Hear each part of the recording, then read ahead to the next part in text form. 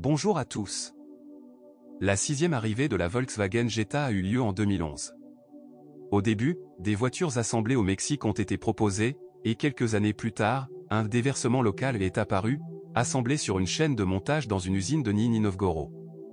Pour notre marché, la Jetta était équipée exclusivement de 4 cylindres essence de 1,6 litres, 85 et 105 chevaux, et de 1,4 litres, 122 et 150 chevaux, avec turbocompresseur. La transmission standard pour les moteurs de 1,6 litres était une manuelle à 5 vitesses, et la plus puissante avait également une automatique à 6 vitesses. Le moteur turbocompressé était initialement associé à une transmission manuelle à 6 rapports ou à double embrayage DSG à 7 rapports. Cette transmission exclusive et techniquement avancée a eu un impact négatif sur la fiabilité du modèle.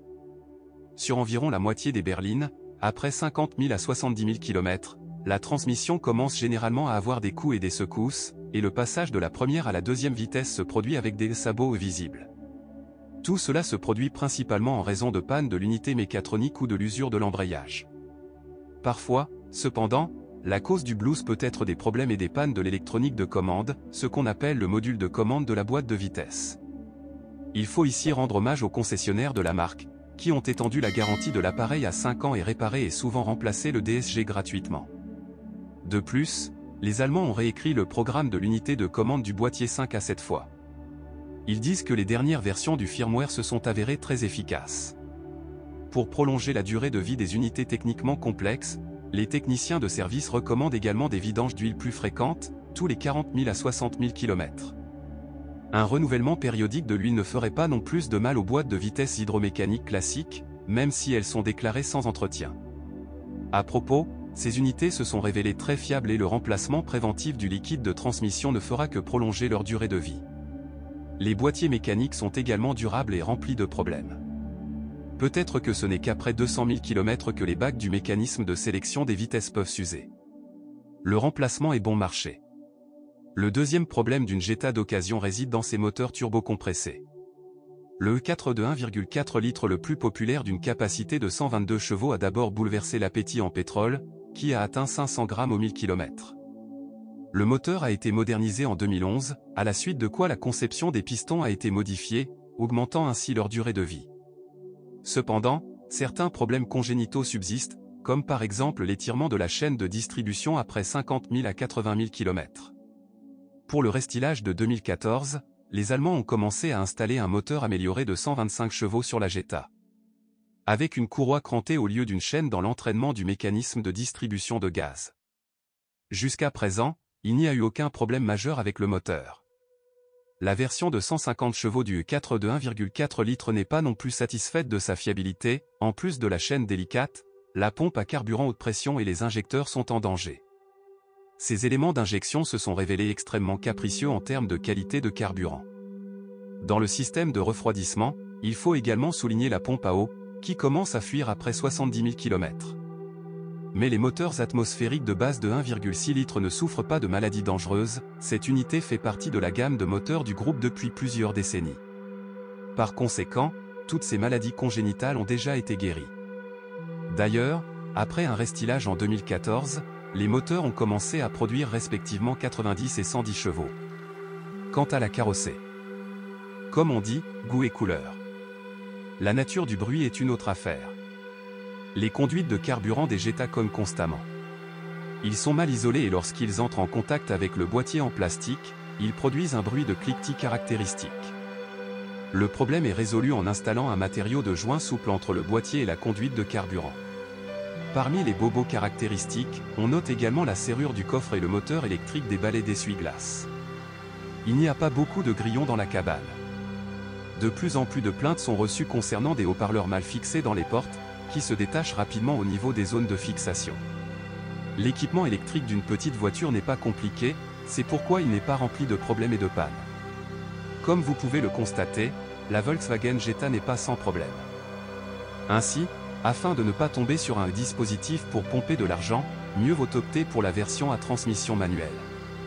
Si vous avez besoin d'une transmission automatique, nous vous recommandons la transmission automatique classique à 6 rapports, qui est cependant associée uniquement à un moteur de 1,6 litres. Rappelons que les versions post-restyling antérieures à 2014 ont déjà souffert de maladies infantiles. Si vous possédez ou aviez un tel modèle, partagez des informations sur ce qu'il casse et comment dans les commentaires. Bonjour à tous. La 6e arrivée de la Volkswagen Jetta a eu lieu en 2011.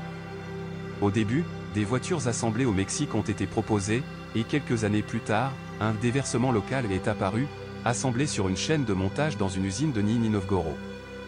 Pour notre marché, la Jetta était équipée exclusivement de 4 cylindres essence de 1,6 litres, 85 et 105 chevaux, et de 1,4 litres, 122 et 150 chevaux, avec turbocompresseur.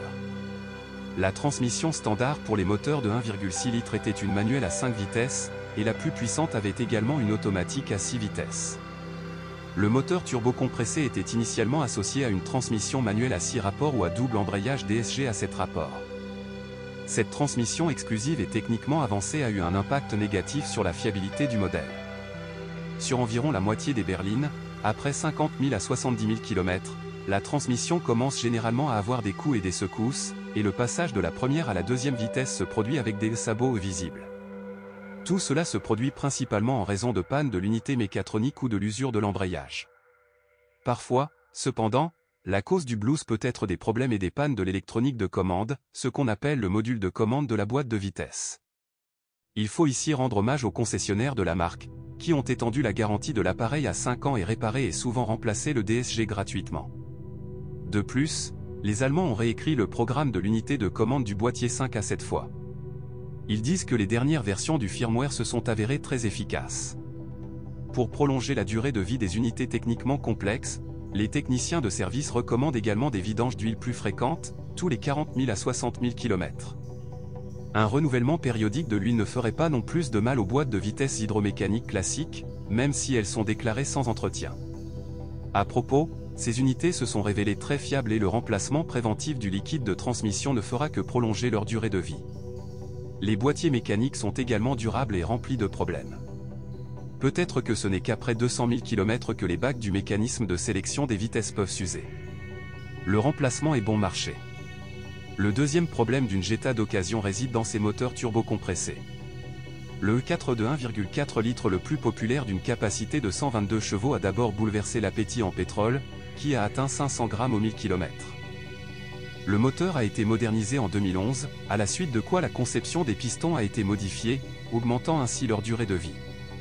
Cependant, certains problèmes congénitaux subsistent, comme par exemple l'étirement de la chaîne de distribution après 50 000 à 80 000 km.